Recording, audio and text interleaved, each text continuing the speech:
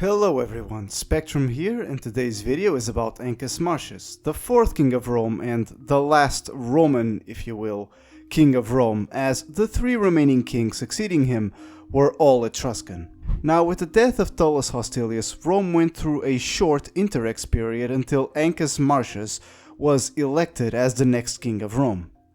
Being the grandson of Numa, Ancus Marcius had a great deal of respect for the gods and put religious matters at great importance. Also, much like Numa, he was a man of peace, which unfortunately emboldened his Latin neighbors.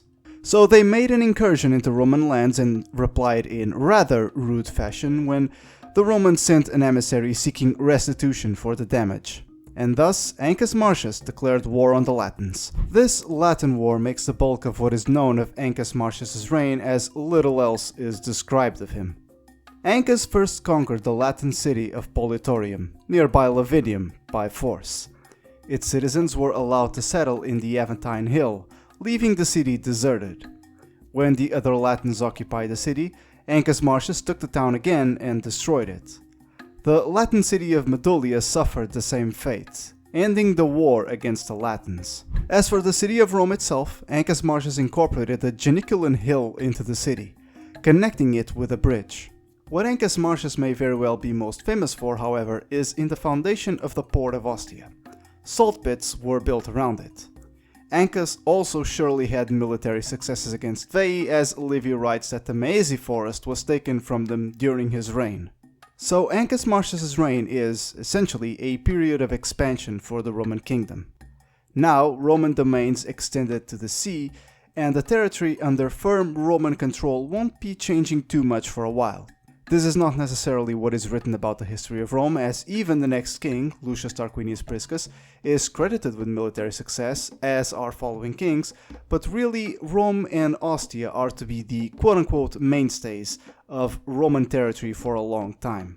The Latins won't be completely subdued until the Battle of Lake Regillus in 496 BC, at which point the monarchy is no more, and it'll take a full century further for Rome to finally conquer Veii, by which point we are deep into the Republican period. Another point to take notice is in the explanation of the Roman character through its first four kings. I had already touched on the subject in Numa's video, but the explanation of the Roman character is finalized through Ancus Marcius. Mike Duncan in his podcast The History of Rome explains it best. Rome begins with a warlike king, it's followed by a religious king, followed by a warlike king until we end with Ancus Marcius, the religious king dragged into war by fate. In short, the Romans are soldiers who take oaths seriously, not priests who take swordsmanship seriously. Ancus Marcius reigned for 24 years before dying from natural causes. His successor would not be Latin, but an Etruscan man originally named Lucumo. History would know him, however, as Lucius Tarquinius Priscus, but that's for next time. In any case, this is all for now. Sorry about the 2 to 3 week hiatus, a family issue prevented me from making videos in the time period, but now, thankfully, that's over.